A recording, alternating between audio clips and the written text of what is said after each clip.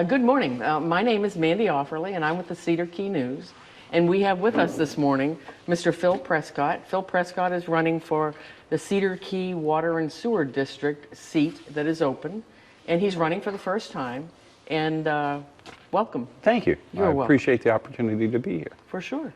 Okay, let us go on with our questions. All right. The first question is, think back for a moment about the self-introduction that you wrote for us. Yes, ma'am. And is there anything now that you'd like to add to it that you might not have thought of when you wrote that some time ago, a month ago? Actually, there is. Okay. And I would also confess that I thought of it, but I was trying to maintain some brevity.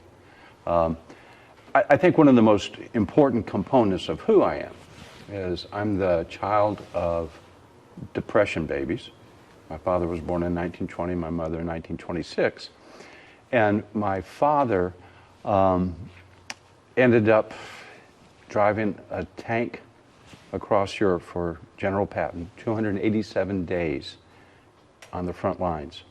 And he came back. I didn't know him before, but I'm very confident he came back a changed man. And he was dedicated to service and sacrifice. And that's kind of the way I was raised. And in my life, I've always found some outlet, professionally or on a personal level, to engage in service and sacrifice.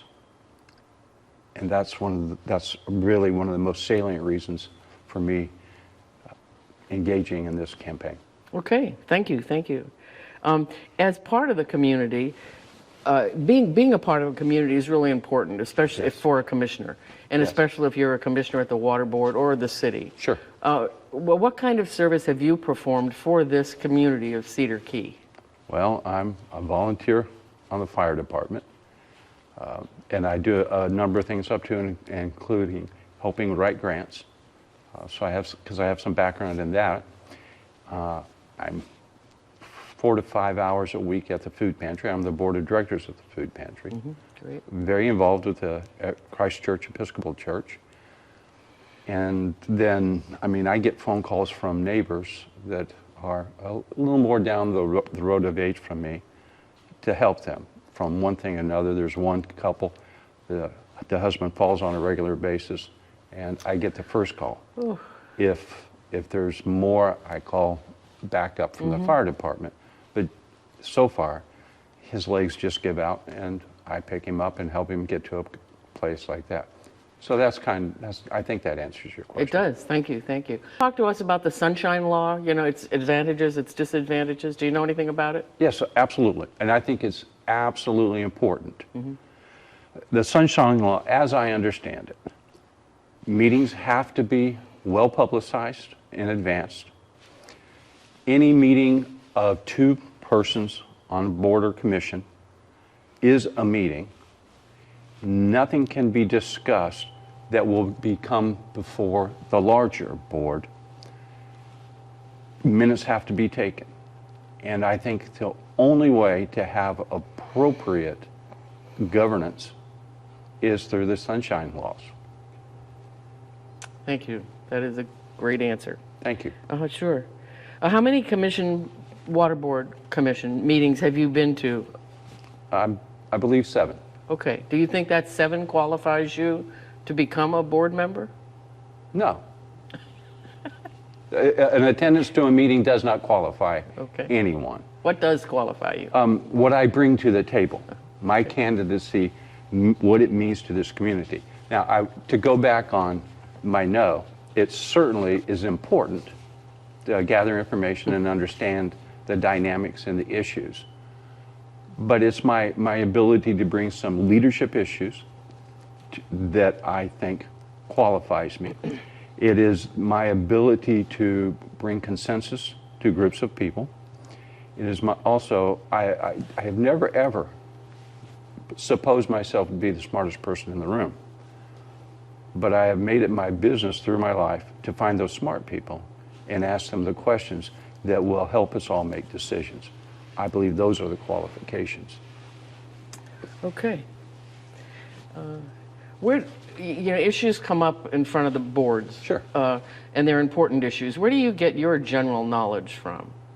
I'm not sure I understand the question. Well, like important issues come up at the Cedar Key Water District. For instance, now the one on the right in front of it is the pipeline versus Sure. the other. So where do you get your knowledge about that?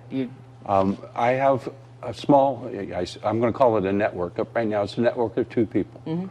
One is an executive, a manager of a large water district in South Florida. It's been at my table, and we have discussed these things. He went through the minutes and issues that he could find, the charter and everything of the water board, and helped me gain some understanding there. Another is a gentleman who is a water scientist. He's all but his dissertation from the University of Florida.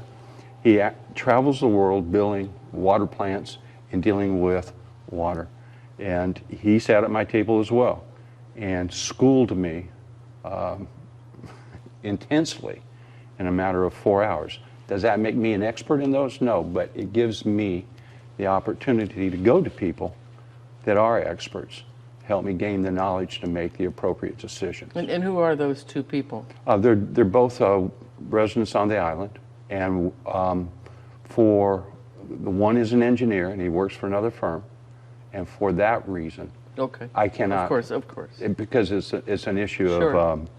of non-compete and so on and so forth. And he did that seriously as a favor to me. Great. And the other is a weekend resident. His name is Tim. I couldn't begin to tell you his last name. Okay. But he and his wife are met through my wife's art. Okay. Can you talk to me about the budget of the water district? That's Sure. how much-ish and where money comes and where it goes. Well, it's funny, as I talked to both of these gentlemen, they scratched their heads and said, wow, it's such a small budget. But it is what it is, and it has to be. The budget, I think, is well managed. Money in, money out. The specifics of it, you can't spend what you don't have. And the guidelines that the Water Board has put on the staff are solid guidelines. So I think those kind of fiscal responsibilities are important. Do you have a sense of how much the budget is, the annual budget is? If you ask me the number right now, I honestly can't tell you that. Could you have a sense of where the money comes from? Sure. Yeah, it comes from taxes and fees and grants. Sure. So, those are there. And I'm a little embarrassed I can't give you the number because I looked at it Monday night. Not a problem. We talked about in one of the written questions about history. Sure. And history is important, especially to the Water Board. And can you cite maybe a handful of things that the district has accomplished in the last 10 years? Certainly. I would say one of the most important things is in 2012, they brought water in when saltwater intrusion was here. True. And they took care of the community in that sense. They brought in the MIAX filtering system. They have dealt with the issues of scaling and dealing with the issues of TTHM, and they have done very well in that, as we are now no longer under consent decree from DEP. So those are all very, very important. They have looked for better sources of water. They have managed to maintain the water treatment plant. They have built the new wastewater plant in recent history. I don't know if it's the last 10 years or not, but that's in recent history. Okay. Do you have any idea when, that's the poor question. Do you know when the district was established and by whom and when? My understanding, it was in the 90s, early 90s, and by whom, I cannot answer. Okay.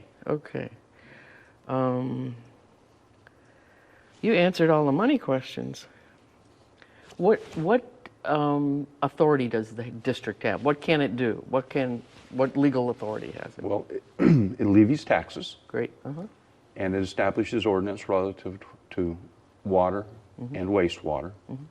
And then the authority really then falls down to providing the services of providing good, clean water and disposing of wastewater appropriately. Okay.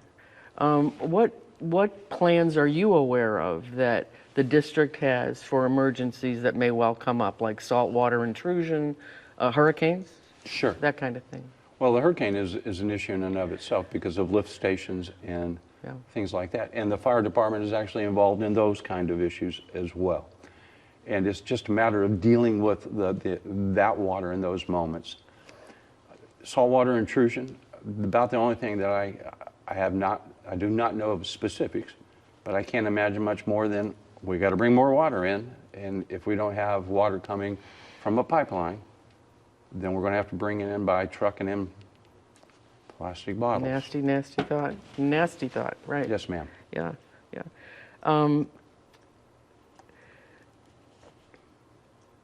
If you were become a commissioner, where do you want to take the water board in 5 years? Where would you like it to be? I would like it to be dynamic, strong, forward-thinking. I believe at this point in time, the water board has to be looking 70 to 100 years out. If we don't start addressing 70 to 100 years out, we're not going to be addressing 25 years out. And I'm a firm believer that we are at a point that if we do not get our water and wastewater right now, then the future of the island is in jeopardy. Okay. Can you talk to us, speaking about the island being in jeopardy, talk to us about the state of the lift stations. Well, they all need to be renovated, lifted.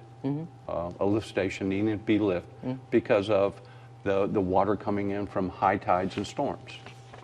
And that's got to be done in order. And how are there plans to have that done? Certainly the request went to the legislature for $2.5 million. Right. And the House cut it in half. The Senate brought it back to the full 2.5, and now it's waiting for DeSantis's signature. That will not take care of all the lift stations, but it's a good start. It'll take care of those in the greatest jeopardy. Okay, great. In conclusion, Yes. is there anything that we haven't asked you about in writing or here, or that you haven't said that you'd like to say to let your visitors know about? Well, I guess just this one thing, and it's just kind of a thought, you know. And in light of things, everybody likes to talk about how long they've been on this island. They do. They do. And in fact, I met a man who told me he wouldn't vote for me because I was too new. And he asked me how long I'd been on the island. I told him, and he goes, "Well, that's not so new as I thought." And how long is it? I forget. 6 years. 6. And I started coming to the island 40 years ago. I mean, if we want to start going, tick marks. But I had a visitor on the island, I don't know, some months ago, asked me, how long have I been on the island? And this is what I said. My soul has always been here. It just has taken my body a long time to catch up. That's a nice conclusion.